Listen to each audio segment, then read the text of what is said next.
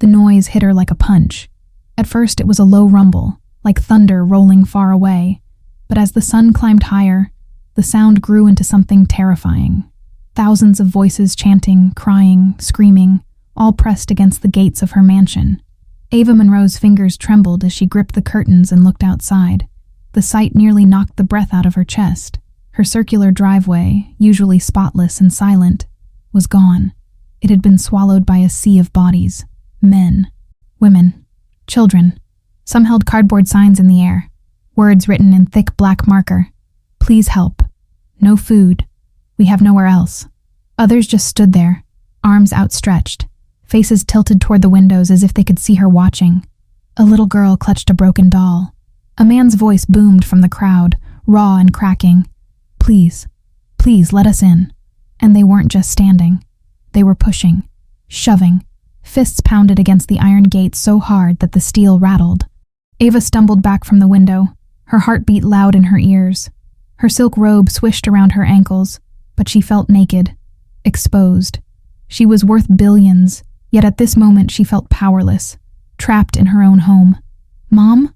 The small voice froze her. She turned. Isaiah was standing in the hallway, Spider-Man pajamas wrinkled from sleep, his hair sticking up in soft curls. He was only 8, too young to understand the world outside, but old enough to know something was very wrong. He rubbed his eyes and whispered, "Why are there so many people out there?" Her throat tightened. She pulled him close, pressing his head against her chest. She wanted to say something brave, something strong. Instead, all that came out was a shaky whisper. "It's okay, baby. It's okay." But it wasn't okay. It was far from okay. The children in the guest wing were awake now. She could hear them. Light footsteps, whispers, nervous breaths. 20 orphans she had taken in the night before. Their fragile faces still burned in her memory. One of the younger girls appeared at the top of the stairs, clutching a stuffed bear so tightly its seams looked ready to burst. Her voice cracked as she asked, "Are they here to take us away?" Ava's chest ached. She shook her head quickly, forcing a smile she didn't feel. "No, sweetheart, you're safe here." But even as she spoke, the pounding on the gates grew louder. Suddenly, another sound ripped through the morning. Sirens. Police cars screeched up the hill, red and blue lights flashing across the desperate crowd. Officers shouted through megaphones, but the people didn't move. Instead, the noise swelled. Mothers lifted crying babies into the air. Men shouted over each other. A chant started, deep and rising. "Let us in! Let us in!" Isaiah flinched and buried his face in her robe. Ava's phone buzzed in her pocket. With shaking hands, she pulled it out. A single message lit up her screen. "CNN trucks just pulled up. You're live on TV." Her knees went weak. In an instant, the private decision she had made last night, opening her doors to 20 children, letting them sleep beneath her chandeliers, had exploded into a public storm. And now the whole world was watching her. She dropped the phone onto a table, pressing a hand to her temple. "God, what do I do?" she whispered. Behind her, the orphans had gathered, huddled together like frightened birds. Some of them looked angry, others terrified. All of them were waiting. For her, for the woman who had promised them safety. And in that moment, Ava realized they weren't the only ones waiting. The crowd outside was growing louder, more desperate. Her security team barked orders through radios. Police voices clashed with the chants of thousands. The air itself felt like it was shaking. Then a voice came from behind her. Low, calm, sharp. "You've really done it this time, Ava." Her stomach dropped. She turned slowly. Marcus, her ex-husband, leaned in the doorway, a perfect suit hugging his tall frame, his smile curling like smoke. He hadn't knocked. He hadn't called. And yet here he was, watching her fall apart. "Marcus," she whispered, blood rushing in her ears. He stepped forward, his eyes sweeping over the orphans, the child clinging to her side, the chaos shaking the mansion. His smirk widened. "You thought you were saving them," he said softly. "But look outside. You've started a war you can't control." The chants grew louder. The gates shook harder. A police officer shouted something, his voice cracking with strain. A baby's wail pierced the air like glass breaking. And Ava stood frozen, her son clinging to her waist, 20 orphans staring at her with terrified eyes. and Marcus smiling like a man who had been waiting for this exact moment. The walls of her mansion seemed to close in, every sound pressing tighter and tighter against her chest. And in that instant, she knew one thing with painful clarity. This storm was just beginning. Before the storm, before the pounding fists on her gates, Ava Monroe had lived her life in two separate worlds. The first was the world the public knew. Glossy magazine covers, boardrooms with walls of glass, a billion-dollar cosmetics empire with her name in gold letters. Monroe Beauty, the brand that turned her into the richest black woman in America. She was called fearless, innovative, the self-made queen of beauty. The second world was the one she rarely spoke about, the world she carried quietly inside, a world of scars, of betrayal. Of nights she cried herself to sleep clutching her baby son, wondering how she would keep the lights on before fortune finally turned her way. Ava hadn't been born into wealth. She had been born into struggle, raised by a single mother who worked 2 jobs just to keep them afloat. Ava knew hunger more intimately than any business rival would ever imagine. She remembered the nights of silence at the dinner table, when her mother would slide the last piece of cornbread toward Ava's plate and pretend she wasn't hungry. She remembered the shame of wearing secondhand clothes at school, the cruelty of classmates who laughed at her frayed shoes, and she remembered the day her mother died. Too soon, too suddenly. That wound never healed. It only pushed her harder. By the time she was 21, Ava was a young mother herself, raising Isaiah after Marcus had walked out. Marcus, the man who once promised the world and left with everything but her broken heart. He wasn't there when she was pregnant. He wasn't there when Isaiah cried through the night. He wasn't there when she worked 2 jobs and sold homemade skincare products from her tiny kitchen, praying someone would believe in her dream. No one believed in her then. No one except herself. It was the kitchen experiment that saved her. A line of natural beauty products made with the same care her mother used to show her when they mixed oils and herbs in their cramped apartment. Ava packaged them with nothing but a logo printed at the copy shop. She sold them out of the trunk of her car, from street corners, from folding tables at neighborhood fairs. And one day, the right person noticed. A boutique owner bought her line, then a chain of stores, then investors. And within 10 years, Ava Monroe had climbed from nothing to the top of an empire. But success never erased the memories. If anything, it sharpened them. At night, when Isaiah was asleep in his big bed, Ava would walk the halls of her mansion and feel a hollowness pressing at her chest. She had everything: money, power, a company worth billions. But she remembered too clearly the girl she once was. Hungry, alone, forgotten. That memory followed her like a shadow. It was why she couldn't say no that night. The storm had rolled in like a beast, lightning cracking across the sky, wind bending the trees that lined the estate. She had been in her study when her head of security knocked urgently. "Ms. Monroe," he said, his voice uneasy. "There are kids outside. Orphans. Someone dropped them at the gates." She frowned. "Kids? At this hour? They've got nothing. No coats, no bags. They're soaked through. I don't know where they came from." Neighbors called the cops, but they haven't arrived yet. Ava rose from her chair. How many? 20. The number punched her chest. She remembered being 10 years old, sitting in a shelter, clutching a duffel bag with everything she owned. 20. That was 20 too many to leave out in a storm. She didn't hesitate. "Bring them in." Her security chief blinked. "Inside the house?" "Yes." Her voice came sharp, unshakable. "Inside." Minutes later, the doors opened and the children were ushered in. Their clothes clung to their thin frames. Their lips trembled. Some stared at the floor, some at the chandelier above their heads, as if they had stepped into another universe. A little boy no older than 5 sneezed. A girl, maybe 12, kept her chin high, trying not to cry. Another clutched her brother's hand so tightly her knuckles turned white. Ava knelt down among them, water soaking into her silk slippers, and said softly, "You're safe here. Tonight, this is your home." The words cracked something open inside her. She found them dry clothes from the guest closets. She had her staff prepare hot meals, soup, bread, warm cocoa. The smell filled the kitchen, wrapping the children in a comfort many of them had probably never known. When the storm knocked again against the windows, Ava lit the fireplaces. She walked each child to a room, tucking them into beds with blankets pulled to their chins. She kissed the youngest ones on their foreheads. When she passed Isaiah's door, she saw him wide awake, watching her. "Are they staying here now?" he asked. "Just for the night," she whispered. "They have nowhere else." Isaiah thought about that, his eyes wide with something she couldn't quite name. Then he nodded, as if he understood in his own way. When the house finally quieted, Ava sat alone in the hallway, the firelight flickering against her tired face.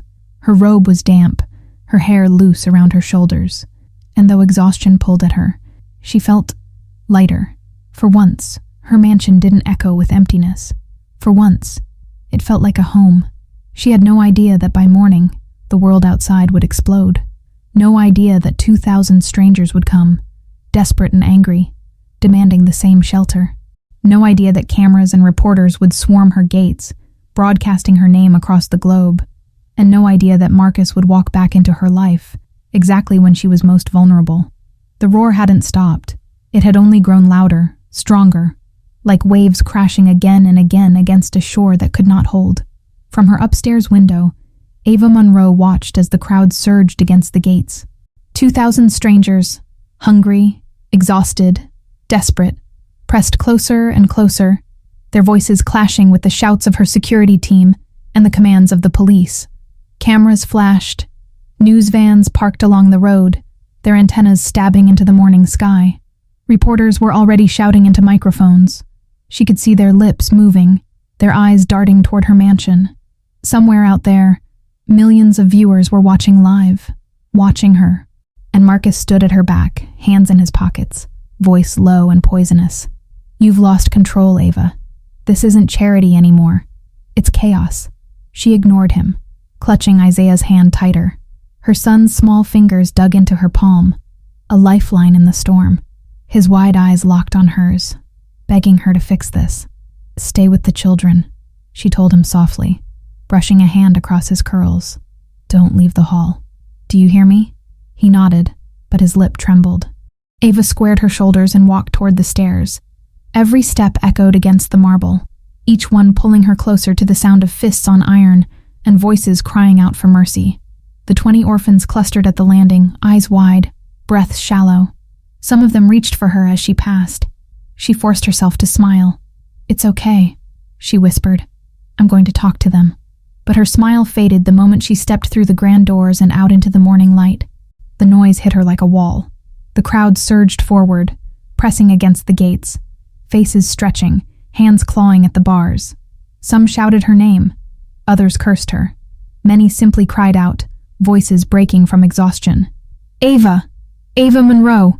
a woman screamed, hoisting a thin child into the air. "Help us, please!" "Why only them?"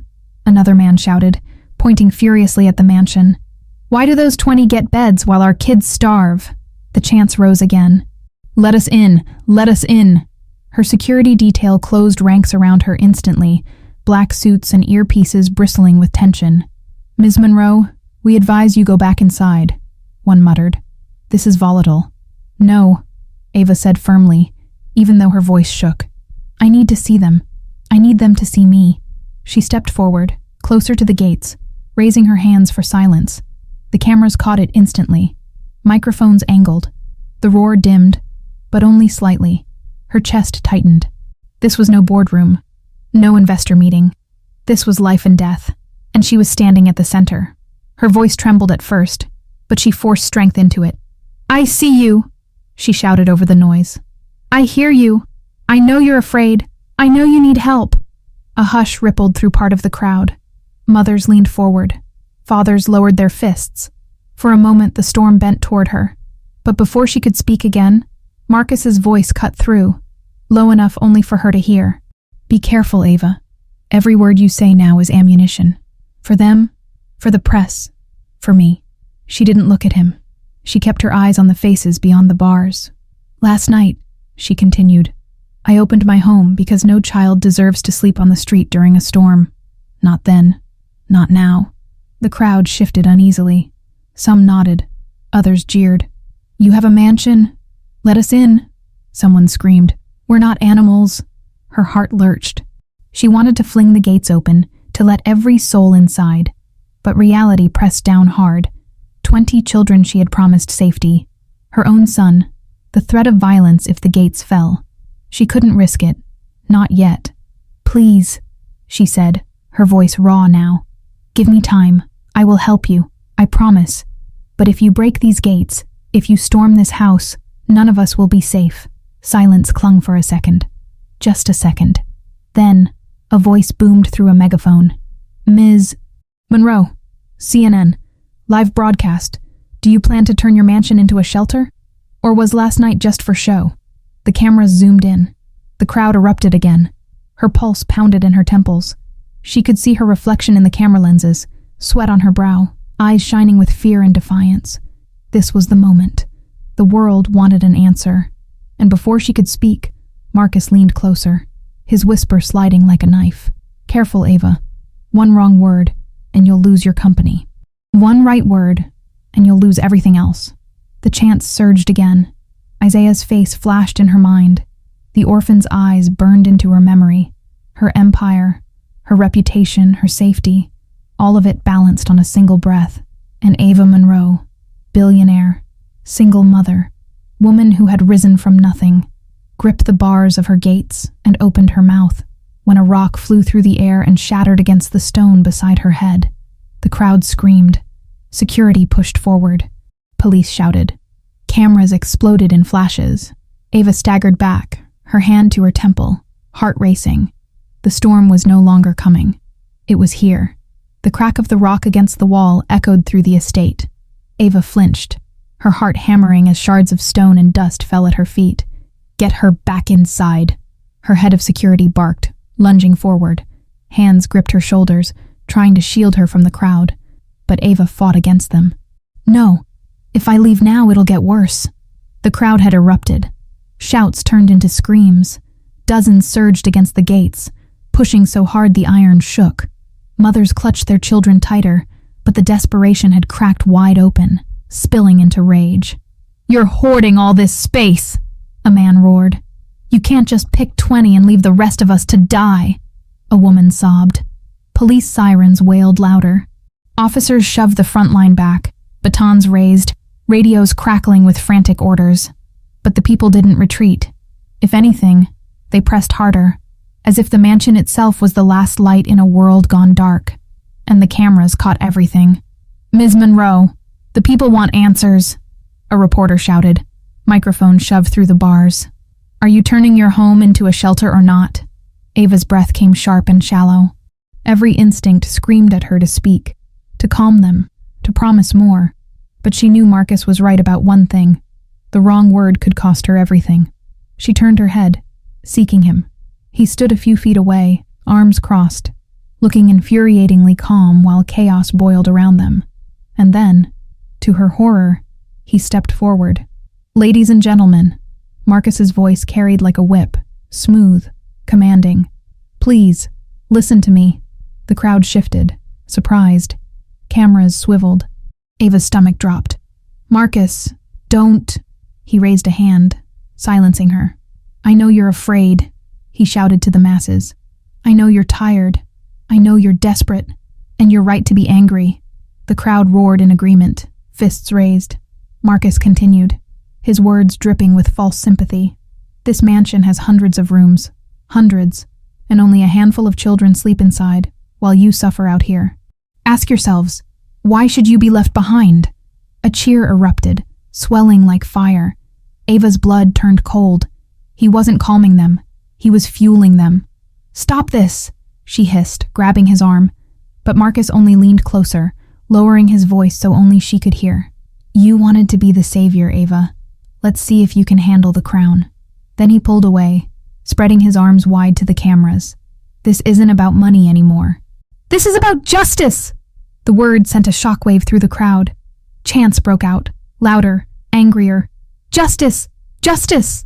Security shoved Marcus back, but the damage was done. The crowd was a storm now, pounding against the gates so hard the iron groaned. A flash of fire caught Ava's eye. Her heart leapt. Someone had thrown a torch. Flames licked at the base of the gates, smoke curling upward. "Move! Get Ms. Monroe inside now!" her security chief bellowed, pulling her backward. No, Ava cried, panic flooding her veins. The children, Isaiah, they're safe inside, but if you stay out here, you won't be. She stumbled as they dragged her toward the mansion, the roar of the crowd filling her ears, the firelight flickering across desperate faces. Inside, the heavy doors slammed shut. The noise muffled, but only slightly. The marble foyer felt colder than ever. The orphans were huddled together on the stairs, eyes wide with terror. Isaiah broke free from them and ran straight to her, wrapping his arms tight around her waist. Mom, what's happening? Why are they so mad? Ava sank to her knees, clutching him tight. Her throat ached, but she forced words out. It's not you, baby. It's not you. They're scared. The oldest of the orphans, a boy named Malik, stepped forward. He was 16, tall for his age, his jaw tight with anger. They hate us, don't they?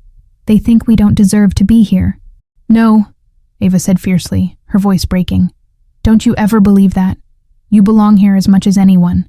But her words trembled, because in her heart, she wasn't sure if the crowd outside believed it. From the back of the foyer, Marcus's voice rang out, smooth and smug. You can't keep them all, Ava. Not the children, not the people outside. You're not God. And if you don't choose soon, someone else will choose for you. The room froze. The children stared at him, fear and confusion in their young eyes. Ava rose slowly, fury burning in her chest. Get out of my house. Marcus only smirked. Oh, Ava, you're going to need me before this is over. You always do. And with that, he turned on his heel and walked deeper into the mansion, as if he owned it. Her fists clenched at her sides. The walls seemed to close in. The cries outside, the fire at the gates, Marcus prowling inside her sanctuary. And above it all, the cameras, the world, waiting for her next move. She pulled Isaiah close again, whispering into his hair. I promise, baby. I'll protect you. I'll protect all of you. But even as she said it, the sound of splintering iron ripped through the air. The gates were breaking. The sound was like a scream of metal. Ava froze in the foyer, her pulse thundering in her ears.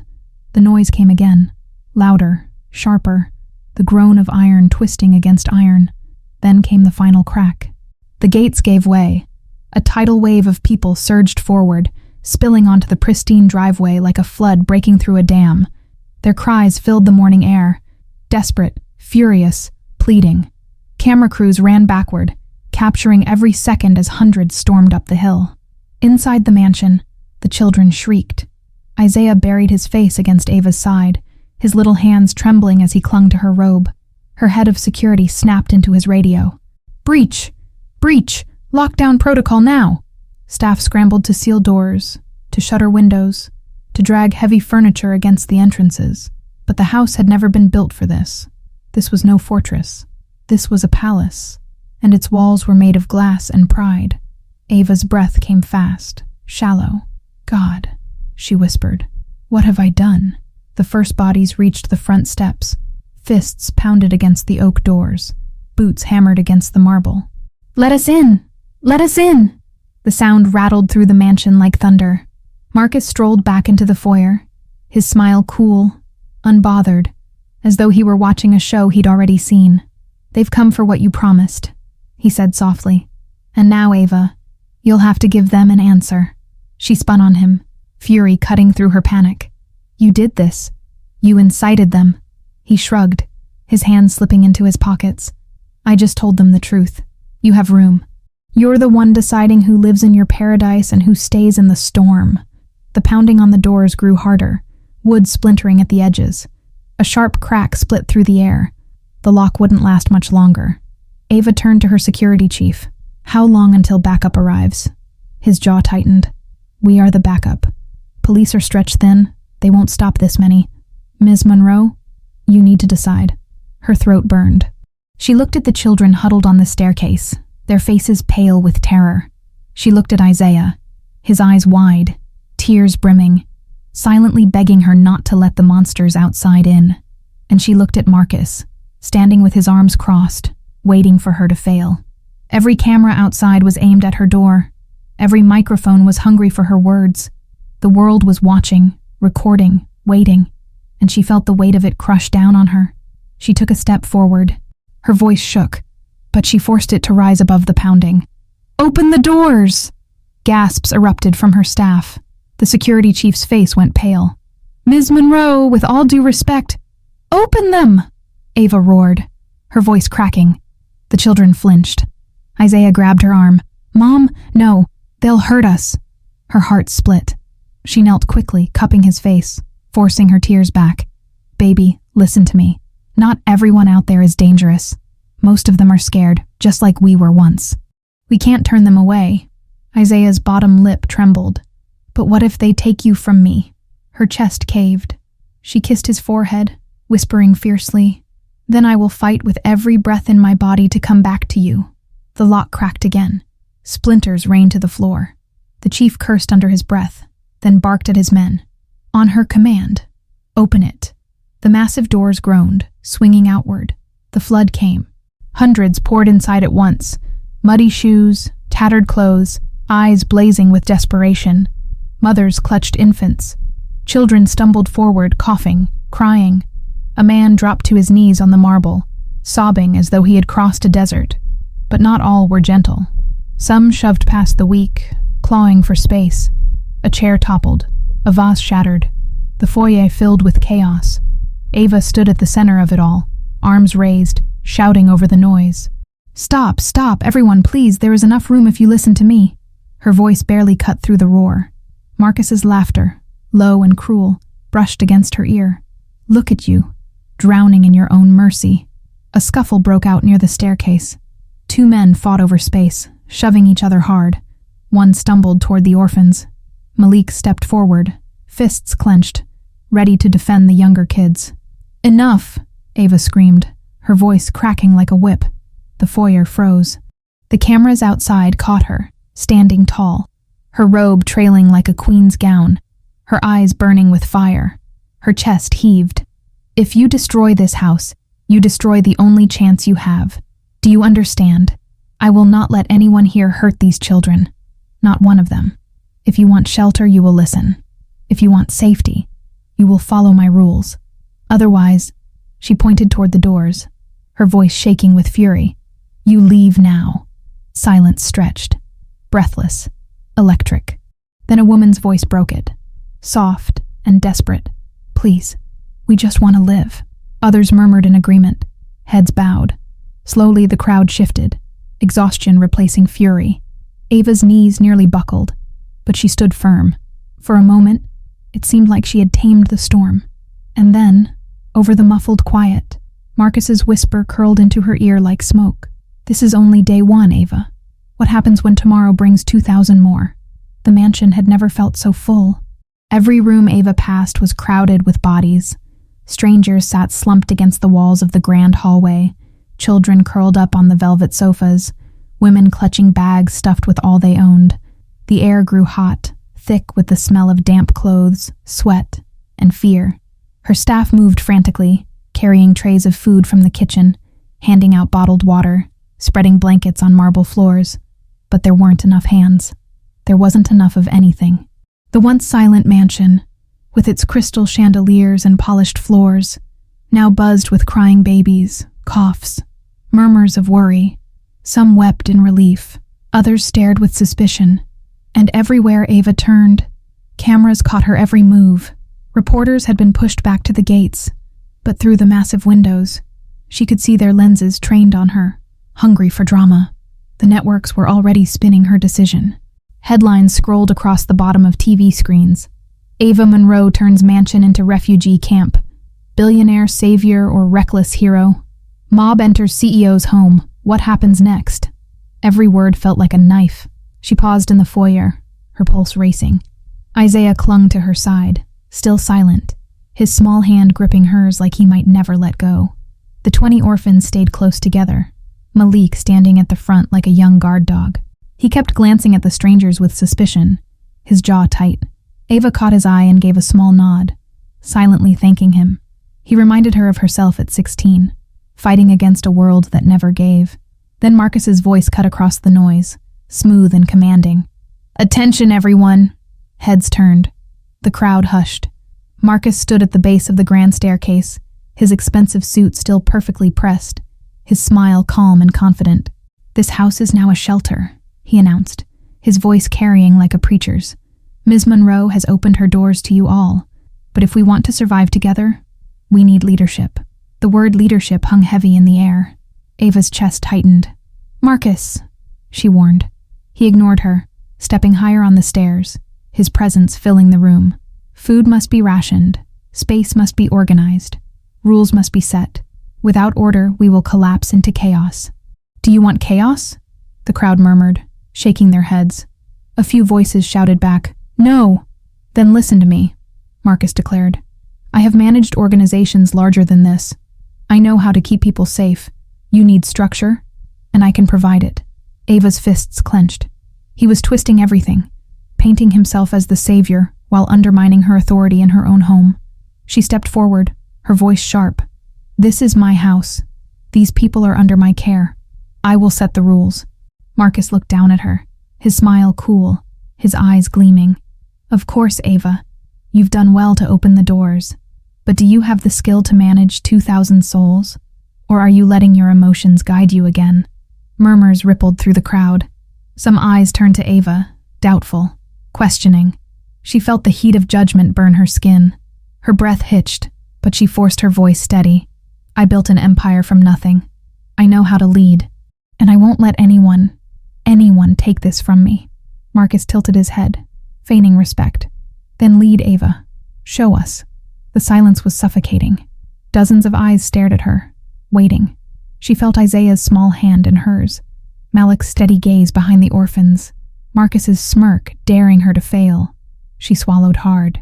"First," she said firmly, "the children will be fed. All of them. No exceptions. The elderly and sick come next. My staff will bring food and blankets. No fighting, no stealing. If you're here, you live by that rule." For a moment, no one spoke. Then a woman in the crowd, holding a baby, nodded tearfully. "Yes, that's fair." Others murmured agreement. Relief flickered across some faces, but not all. From the back of the foyer, a man's voice cut through, sharp and bitter. Easy for her to say. She's got pantries full of food and rooms she doesn't even use. The murmurs grew darker. Doubt spread again. Marcus stepped in smoothly, raising his hands. "Patience, my friends. Let us not turn on each other. Ms. Monroe has promised fairness, and I will make sure she keeps her word." He looked directly at Ava as he spoke, his smile cruelly polite. Her stomach churned. He was weaving himself into the fabric of their trust, twisting her generosity into his leverage. The crowd began to settle again, splitting between those who looked to Ava with fragile hope and those who looked to Marcus with suspicion softened into belief. Isaiah tugged at her sleeve, whispering, "Mom, why are they listening to him more than you?" The question stabbed her. She forced a smile, crouching low to him. "Because he's loud, baby. But being loud doesn't make you right." Her phone buzzed again. She pulled it out, her eyes scanning the screen. A flood of messages from her board of directors lit up. "What are you doing? This is a PR nightmare. Stock is dropping fast. Either shut this down immediately or step aside." Her throat closed. She had expected backlash, but not so fast, not so merciless. She shoved the phone away, straightening. She couldn't afford to crumble now. Her voice rang out again, louder, sharper. "No matter what the world says, no matter what anyone out there thinks, inside these walls, we will not become enemies. We will not. Do you understand?" The crowd was silent, watching, waiting. And from the staircase, Marcus's voice slid in like a blade. "Then pray, Ava. Pray that your promise holds. Because if it doesn't," he smiled, eyes flashing, "they'll eat you alive." The air grew heavy again, as if the mansion itself held its breath. Ava clutched Isaiah's hand tighter, staring at Marcus with fire in her veins. For the first time, she realized this wasn't just about survival. It was about power, and Marcus had just declared war for it. The mansion had turned into a hive. Every hallway buzzed with movement. People carrying blankets, staff hauling crates of food, children darting between legs. The echo of wealth had been replaced by the hum of survival. And at the center of it all was Ava, sleeves rolled up, directing like a general on the battlefield. "Line up for food in the East Dining Hall," she called, her voice sharp, clear. "Women and children first, then the elderly. Everyone will be served. Her staff moved quickly under her orders. Long tables were covered in bread, fruit, and steaming pots of soup, ladled out one bowl at a time. Ava stood at the front, handing food directly to the first line of children. She crouched low, meeting each gaze, offering a smile even as exhaustion clawed at her bones. "Here you go, sweetheart. Eat slowly. There's enough for you." For a moment, the storm outside seemed distant. For a moment, hope spread through the mansion like light breaking through clouds. Reporters shouted questions from beyond the windows, cameras flashing endlessly, but Ava ignored them. This wasn't about headlines. This was about human lives. And for the first time since the gates had fallen, she felt steady. But Marcus was never far. She spotted him across the dining hall, leaning against the wall, watching. He wasn't helping. He wasn't serving. He was whispering. To a cluster of men near the corner. To a young woman holding a baby. To anyone whose eyes held doubt instead of gratitude. And each time he spoke, their faces hardened. Malik, standing near the orphans, caught Ava's eye and jerked his chin toward Marcus. "He's up to something," the boy muttered. "I know," Ava whispered back, her chest tightening. "But right now, these people need food more than I need to fight him." Still, the unease gnawed at her. Hours passed. The mansion filled with the sound of spoons scraping bowls, murmurs of relief, children sighing into full bellies. For the first time, the air felt less sharp, less frantic. But as Ava walked the halls later, she began to notice the cracks. 2 women whispered in the parlor, their eyes darting toward her. A group of men on the back terrace spoke in low voices, shaking their heads. When she entered, they fell silent. Isaiah noticed too. "Mom," he whispered, tugging at her sleeve. "Why do some of them look at us like we're the bad guys?" Her heart clenched. "Because they're scared, baby. And when people are scared, they forget who's trying to help them." But even as she said it, she felt the sting of truth. By evening, tensions boiled over. A shout erupted in the main hallway. Ava rushed forward, Isaiah trailing close, and found 2 men shoving each other. "She gave me less food than you," one screamed, spittle flying. "You're lying," the other snarled, fists raised. Before Ava could intervene, Malik stepped between them, his voice sharp. "Stop it! We all got the same," one of the men sneered. "You think you're in charge, boy? You and your precious billionaire queen?" Ava's chest burned. "That's enough!" she snapped, stepping forward. Her voice cracked like a whip across the marble. "No one here is better than anyone else. No one gets more, no one gets less. If I find out anyone is stealing or hoarding, they're out. Do you understand me?" The men froze, glaring, but they stepped back. The crowd that had gathered dispersed slowly, whispering. But as the men walked away, Ava heard it. Marcus's voice, low and silky, catching their ears. "You see? She rules you with threats. She pretends to care, but she'll cast you out the moment you disobey. Is that leadership? Or is that just control?" The words were like poison in the air, and they were spreading. That night, as the mansion settled into uneasy silence, Ava sat on the edge of her bed, her head in her hands. Isaiah lay curled beside her, finally asleep, his small breath soft against the pillow. But Ava couldn't sleep. The whispers haunted her, the glances, the doubts Marcus was planting like seeds in soil already cracked with fear. She rose quietly, walking the halls, checking on the children. Malik was awake, sitting against the wall with his arms crossed, keeping watch like a sentinel. "You should sleep," Ava whispered. "I don't trust them," he muttered. "Some of them look at us like we stole their place." Her chest tightened. "I know, but I won't let anything happen to you, or to Isaiah." He nodded, but his eyes stayed hard. He was 16, but in this storm, he carried the weight of a soldier. When Ava finally returned to her room, she paused at the window. Beyond the gates, more people had gathered. Hundreds more.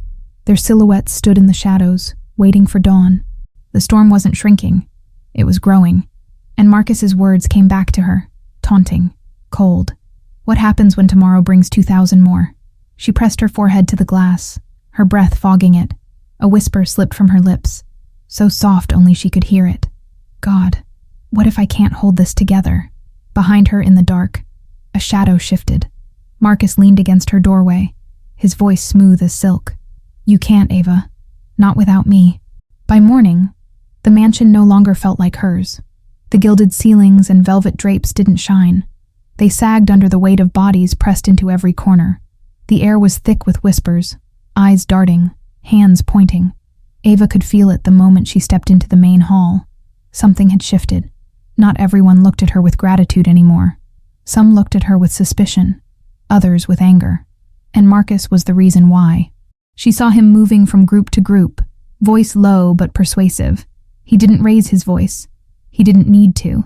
His words dripped into ears like poison, and people leaned closer, nodding, whispering to each other after he walked away. Ava tried to push past it, tried to focus on what she could control. She gathered the orphans in the east parlor, spreading blankets across the floor, making a safe space just for them. Isaiah stuck close to Malik, who had taken it upon himself to guard the group. "You're all safe here," Ava told them, her voice steady though her chest was tight. "No matter what happens outside these doors, you are safe here." But even as she spoke, Malik's eyes flicked toward the hallway. He didn't trust the strangers drifting past, glancing in as if the children were intruders in their own refuge. By noon, the storm broke. It started in the kitchen. Ava rushed in at the sound of shouts and found two men fighting over a sack of rice. Pots clattered to the ground. Food spilled. A small crowd had gathered, egging it on. "Stop!" Ava's voice cut through, sharp and fierce. She pushed between them, shoving one man back. "This food isn't yours to hoard. It belongs to everyone here." One of the men spat at her feet.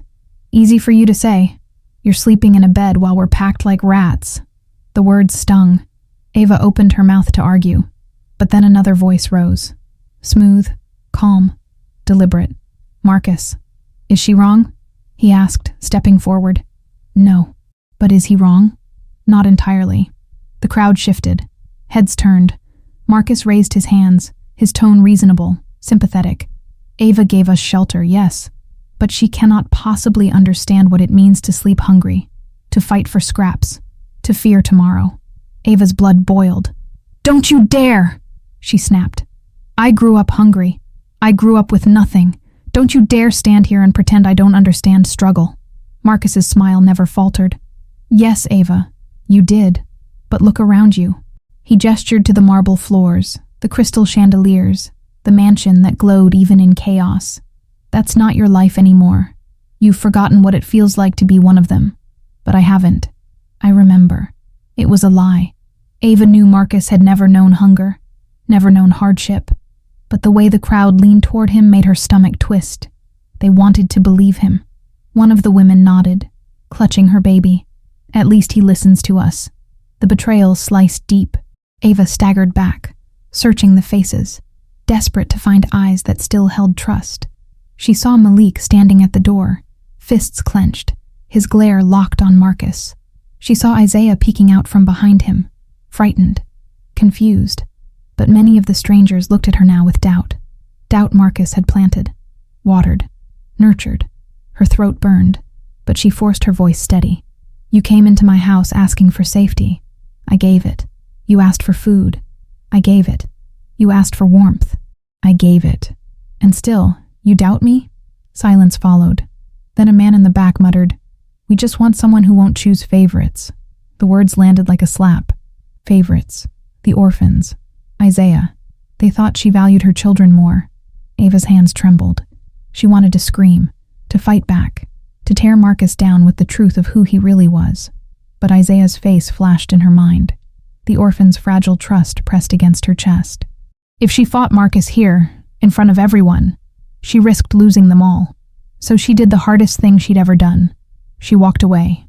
The whispers followed her down the hall. She could hear Marcus's voice even after she was gone, calm and poisonous. In the east parlor, Isaiah rushed to her the moment she entered. "Mom?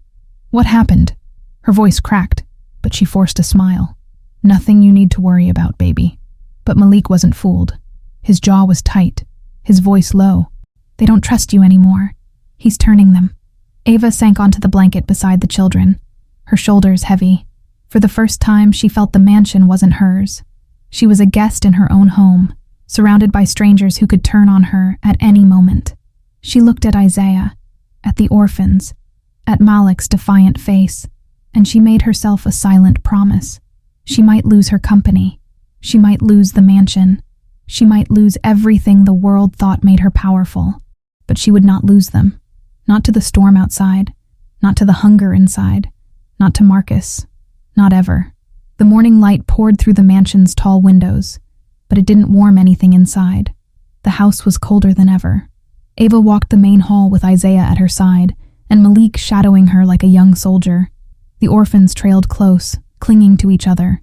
Everywhere she looked, strangers filled her home, sitting on her stairs, leaning against her walls, sleeping on her carpets. Some avoided her gaze. Others met it with suspicion.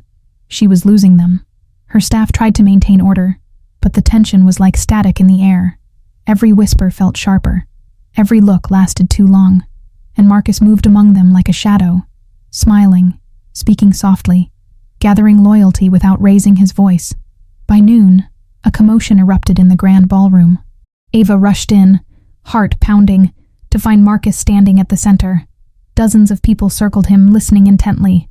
He turned as she entered, his smile growing. "Ah, Ava Monroe, everyone's savior, the woman who promised us safety." The crowd turned to her, expectant. "What are you doing?" Ava demanded, her voice echoing across the marble floor. "Giving them hope," Marcus replied smoothly. "Because while you've been busy making speeches, these people have real questions. Questions you won't answer." "I've answered every question," Ava snapped. "I've given food, shelter, protection, and yet," Marcus interrupted, his eyes gleaming, "you keep the best rooms locked. You sleep in a bed while others sleep on the floor. You eat meals while others count crumbs. Tell me, Ava, are you sharing this house? Or just letting us live in your shadow?" Murmurs rippled through the crowd. Ava's throat burned. "That's not true. I've shared everything I can." "This house isn't infinite." A voice cut through, sharp, accusing. "She's lying!" The words froze Ava. She spun toward the sound. It came from one of her own staff, Denise, her head housekeeper, a woman Ava had trusted for years, who had served her loyally, who had held Isaiah when he was a baby. Denise's face was twisted with anger, her voice trembling as she pointed a finger.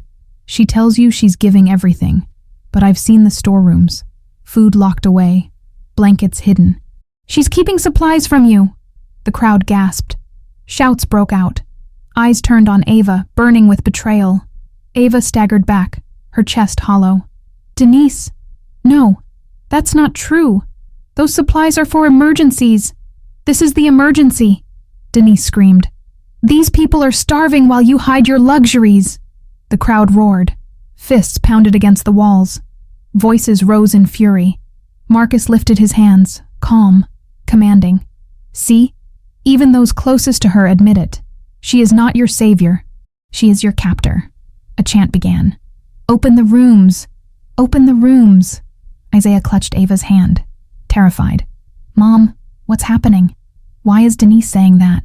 Ava's heart cracked. She knelt quickly, pressing his face into her shoulder. "Don't listen, baby. Don't listen." But inside, her world was shattering. Denise, loyal Denise, had turned on her. Whether out of fear, desperation, or Marcus's influence, Ava didn't know. But the betrayal burned deeper than anything Marcus himself could have done. She rose, forcing her voice steady, though her body trembled. "I have never lied to you. I have never stolen from you. Everything I have, I've given. And if you think otherwise, then you are blind to the truth." The crowd shouted back, drowning her out. The chant grew louder. "Open the rooms! Open the rooms!"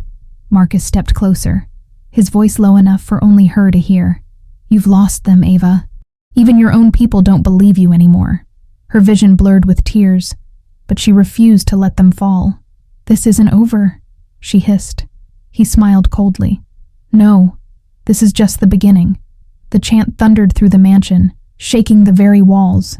Isaiah's small hand clung desperately to hers. Malik stood firm, glaring at Marcus with hatred burning in his young eyes. And Ava, standing at the center of her own home, surrounded by strangers who no longer trusted her, felt the first sting of true humiliation. But beneath the shame, beneath the heartbreak, something else stirred. Defiance. If Marcus thought this was the end of her power, he was wrong. She had risen from nothing before. She would rise again, even if it meant tearing her own mansion apart to do it. The chant shook the mansion. "Open the rooms! Open the rooms!" Every voice hammered against Ava's skull. Every fist pounding the walls echoed inside her chest. Her house, the house she had built with her blood and tears, no longer belonged to her. Marcus stood just behind her, his smirk smug, his eyes glittering with triumph. Denise, her own housekeeper, glared at her with betrayal, etched deep into her face. The strangers pressed closer, eyes flashing with hunger, fury, desperation. And Isaiah, her baby, clung to her hand so tight she felt the bones of his fingers pressing into hers. Something inside Ava snapped. She pushed forward, breaking free from the ring of her security guards. Her voice cut like steel through the chaos. "Enough!" The crowd fell silent, startled by the force of her scream. Even Marcus stilled, his smirk faltering. Ava turned on her heel, striding toward the west wing. The cameras outside swung wildly, following her every move through the massive windows. She didn't stop at the locked doors. She didn't hesitate. She grabbed a fire axe mounted on the wall, lifted it high above her head, and brought it down with a scream. The wood splintered. Gasps erupted. Again she swung, fury driving her arms. With a final crack, the doors burst open. The crowd surged forward, only to freeze. The storerooms stretched before them, lined with shelves stacked high with food, blankets, medicine. Crates of supplies her staff had hidden for emergencies. Piles of comfort that now looked like treasure. A hush swept through the mansion. Ava stood in the doorway, the axe still in her hands, her chest heaving. Her robe clung to her sweat-damp skin. Her eyes burned with fire. "You think I'm hiding from you?" she shouted. "You think I don't care? Take it. Take all of it. Every blanket, every bite of food, every pill of medicine. This house belongs to all of us now." The silence shattered into cheers. Mothers wept. Children cried with joy. Men shouted in relief. People rushed forward, grabbing supplies, clutching them to their chests as if they had been saved from drowning. But not everyone cheered. Marcus's face darkened, his jaw tight. This wasn't how he'd expected her to respond. She hadn't cowered. She hadn't begged. She had turned her generosity into power. Denise stood frozen, guilt flickering across her face as the crowd roared around her. And Ava, standing tall in the broken doorway, felt the fire in her chest blaze higher. For the first time in days, she wasn't on the defensive. She was in control. But the cost was immediate. Her phone buzzed. She pulled it out with shaking hands. Messages flooded in from her board of directors. "You've lost your mind. Do you realize what you've just done? Our assets are being liquidated in real time. Stock is in free fall. Step down now, or we'll remove you." Her throat closed. Her vision blurred. She'd just sacrificed her fortune. The empire she'd built from nothing was collapsing in real time. But when she looked up, she saw Isaiah watching her. She saw Malik standing guard over the orphans. She saw the strangers clutching food and blankets, tears streaking down their faces. And she knew. She had done the right thing. She turned back to the crowd, her voice rising again. "Listen to me. This isn't about me anymore. This is about survival. If we fight each other, we lose everything. If we stand together, we have a chance. But hear me clearly." She slammed the axe into the wall with a thunderous crack. "If anyone threatens these children, or my son, or this house, you will face me." A hush fell again. Every eye was locked on her. In that moment, Ava Monroe didn't look like a CEO. She didn't look like a billionaire. She looked like a queen. The crowd began to chant again, but this time, it was her name. "Ava! Ava! Ava!" Isaiah's face lit up with awe. Malik's fists unclenched, pride flickering in his eyes. Even the orphans seemed to sit taller, watching the woman who had claimed them as her own. But Marcus's eyes burned with fury. He forced a smile, but Ava could see the cracks. He had lost this round.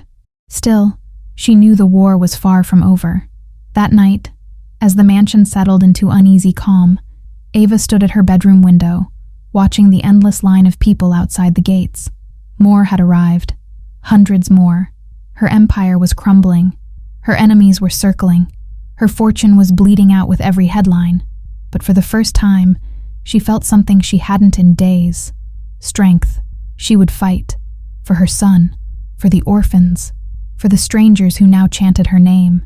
And if Marcus wanted a war, he would get one. The morning news didn't celebrate Ava Monroe.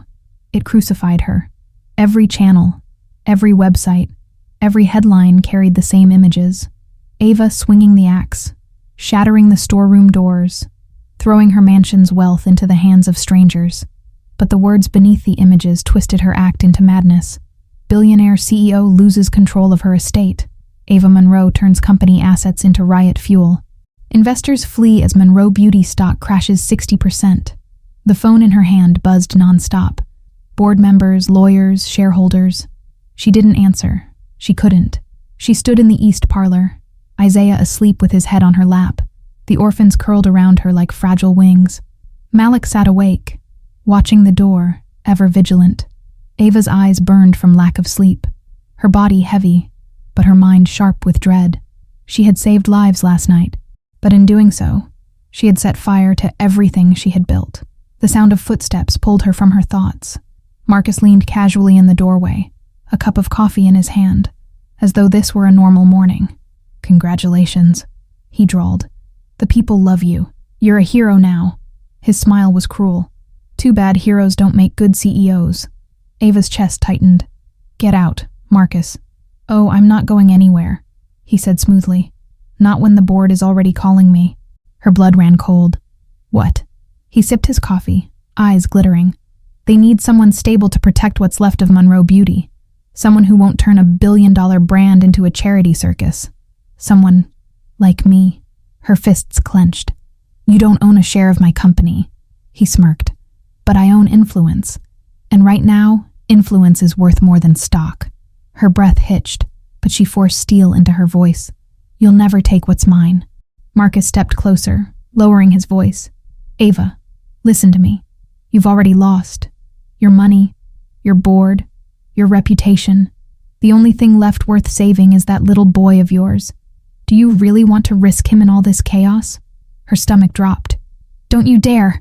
A scream cut her off, from the far side of the mansion. High-pitched, panicked. Ava leapt to her feet, Isaiah jolting awake. Malik was already moving, sprinting down the hall.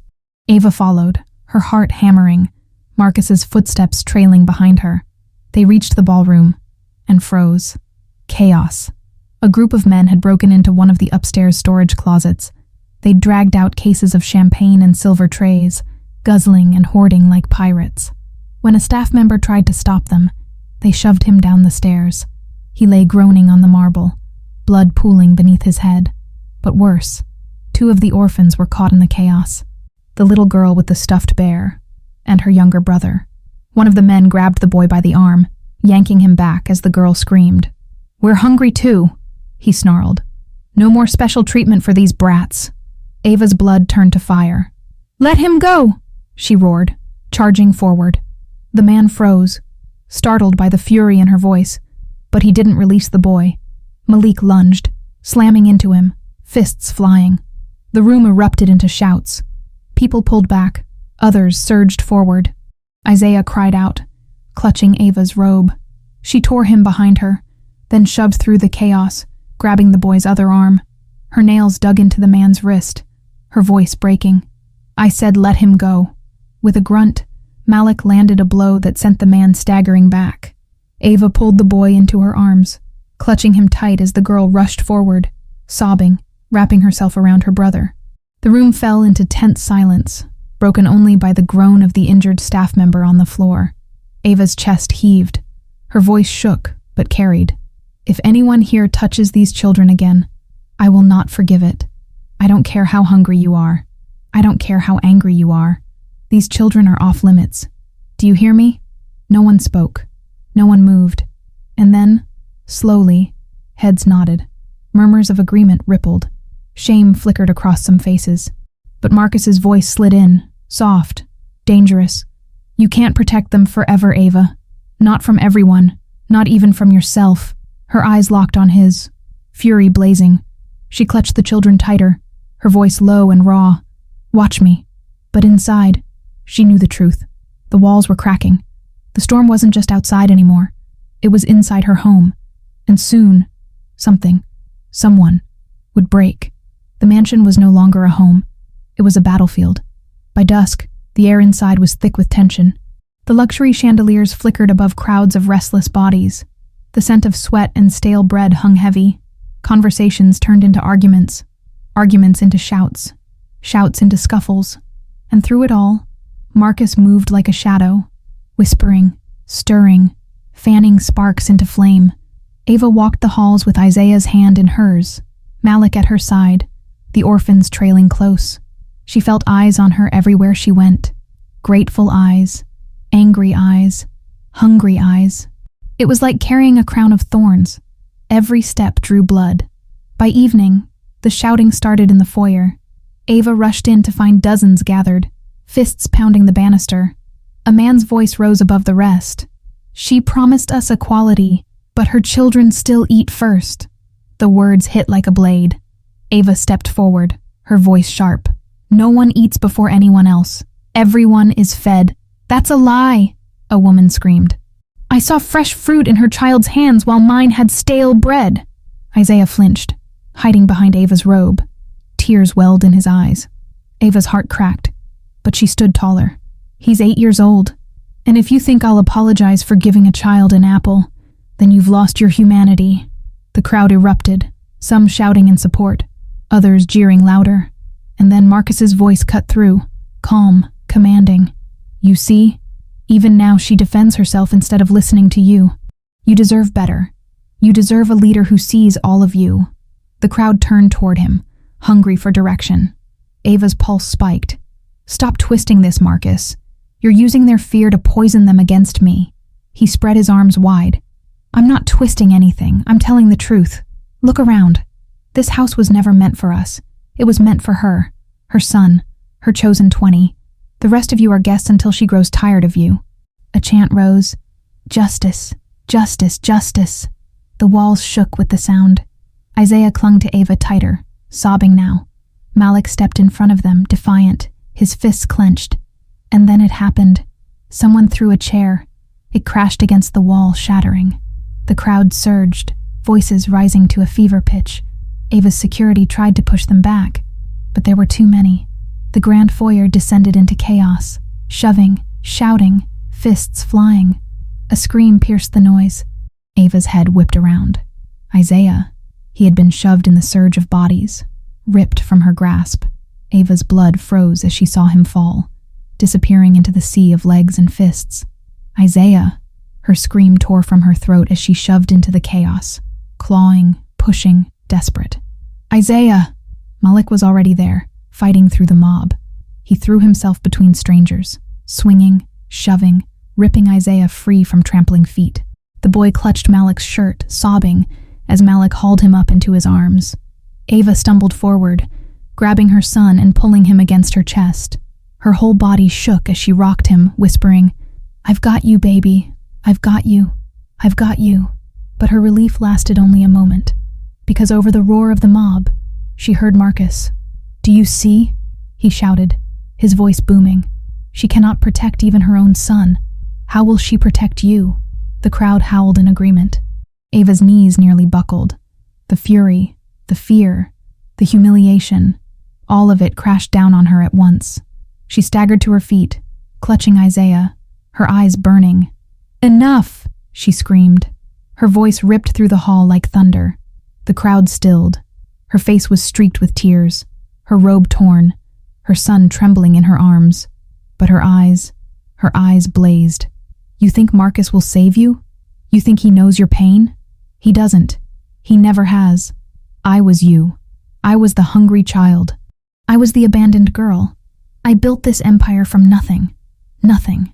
And if you think I will watch it be torn apart by a coward who preys on your fear, you are wrong. Her voice cracked, raw with fury and pain. I will bleed before I let him win. And if you believe he's your savior, then take his hand. But if you still believe in me, if you still believe in hope, stand with me now. For a heartbeat, silence. The crowd looked between her and Marcus, between the fire in her eyes and the calm smirk on his lips. Then, slowly, Malik stepped forward, placing himself at Ava's side. "I stand with her," he said firmly. One of the mothers followed, then another. A handful of voices rose. "With Ava! With Ava!" But not all.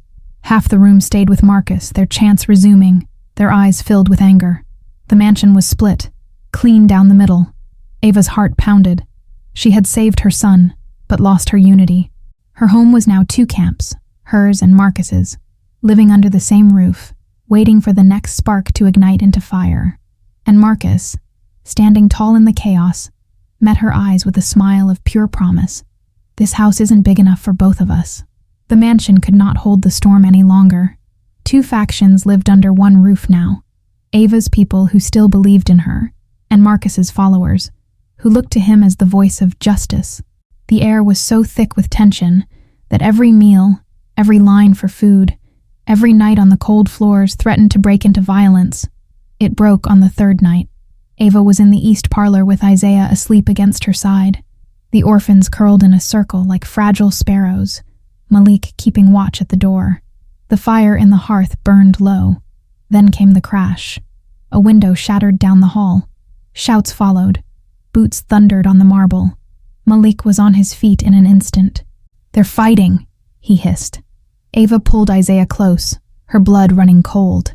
"Stay with me, baby," she whispered, though her voice shook. The door burst open. A woman stumbled inside, her face bloodied, clutching her arm. Behind her, the hall roared with chaos. Shouts, fists, the sound of bodies slamming against walls. Marcus's followers had moved first. They were trying to take control of the food storage, the strongest rooms, the mansion itself.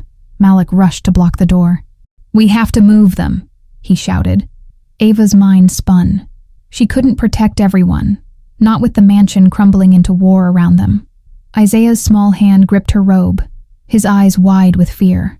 The orphans clung to each other, waiting, trusting her with everything. And she knew what Marcus was doing. He wasn't just fighting for food. He was fighting to break her, to force her into the choice no mother, no leader should ever have to make. The fighting grew closer. Ava could hear the thud of fists, the cries of pain, the crash of furniture. Any moment, the mob would be at her door. She rose, her voice steady now, her heart shattering inside her chest. "We can't save everyone." Malik's eyes widened. "What?" Her throat burned. "If we try to hold this room, they'll overrun us.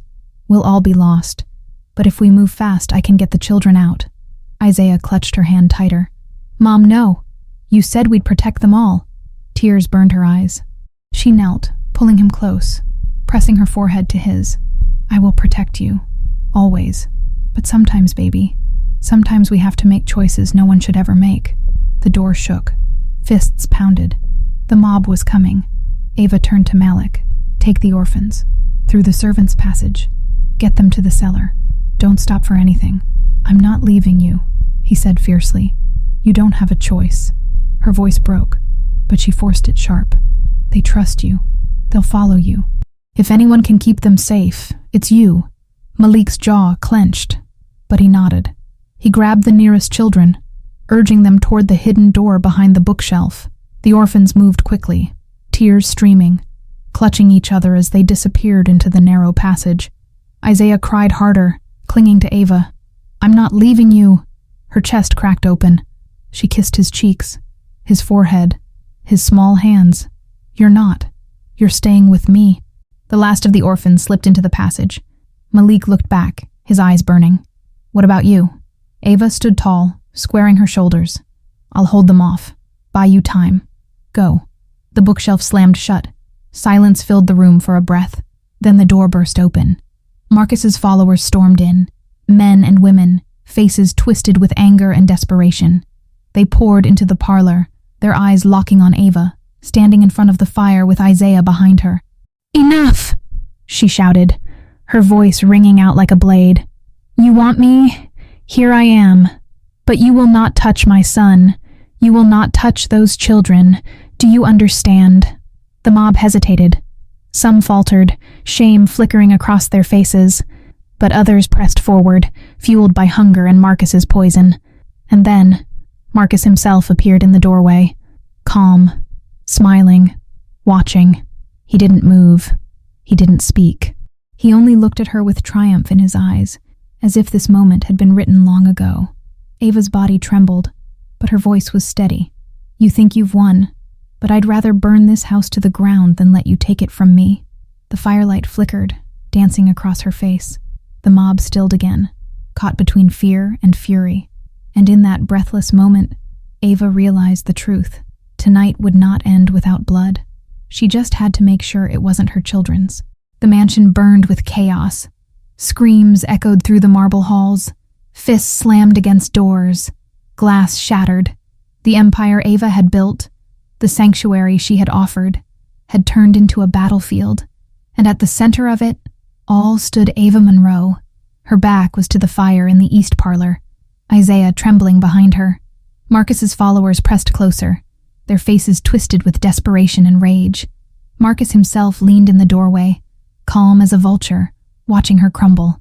Step aside, Ava, he said softly, his voice like a knife. Give me the house, give me the people, and I'll let your boy walk out of here alive. Isaiah whimpered. Ava's chest cracked. Every instinct screamed to shield him, to beg, to surrender. But her eyes blazed as she lifted her chin. You'll never touch him. The mob surged. Ava grabbed the fire axe still lodged in the wall, ripping it free. The blade gleamed in the firelight as she swung it wide, forcing them back. Stay where you are, she shouted. I swear on my life, the first hand that reaches my son will lose more than fingers. Her voice carried like thunder. The crowd hesitated. Even Marcus faltered for a beat. And then, Malik burst into the room, his face bruised, his shirt torn, but his eyes blazing. Behind him, the orphans stumbled from the servants' passage, their small faces streaked with tears. He'd brought them back. Ava! Malik shouted. The cellar's not safe. They've blocked the tunnels. We're surrounded. The children crowded behind Ava, Isaiah clutching Malik's hand now, his face pale with terror. Ava's heart broke, but she stood taller, her body a shield between them and the storm. Marcus stepped forward, his smirk returning. You can't win this, Ava. Look around. You're outnumbered. You're out of time. Give me the house. Her grip tightened on the axe. Her voice was low, steady, fierce. You can take the house, but you'll never take my children. Then she did something no one expected. She swung the axe, not at the mob, not at Marcus, but at the base of the giant chandelier above them. The chain snapped. The crystal behemoth crashed down with an earth-shaking roar, shattering across the marble floor, scattering shards like diamonds in fire. Screams filled the air as the mob stumbled back, blinded, terrified. Ava seized the moment. Run! She shouted to Malik. Take them. Now. Malik herded the orphans, Isaiah clinging to his hand. They sprinted toward the servants' stairwell, dodging debris. Ava swung the axe again, blocking the mob as they recovered, her body the wall between her children and the hands that wanted to tear them apart. But Marcus didn't move. He only watched, his smile cruel, his eyes locked on hers. You can't save them all, Ava, he murmured. Sooner or later you'll have to choose. Her chest burned, but she met his gaze with fire. I already did. Then she threw herself into the mob. Her axe swung, her voice roared, her body shielded every child that fled behind her. She felt fists slam into her arms, nails claw at her skin, but she held the line. She refused to break. For every blow she took, she thought of Isaiah's laugh. For every scratch that burned her skin, she thought of Malik's defiant eyes. For every breath that rattled her chest, she thought of her mother's words. Never let them take your soul. Minutes felt like hours. But finally, the children disappeared into the stairwell. Malik was the last, his voice hoarse as he shouted, We'll wait for you. And then they were gone. Ava staggered, blood on her hands, her robe torn, her body trembling with exhaustion. The mob pressed closer now, no longer afraid.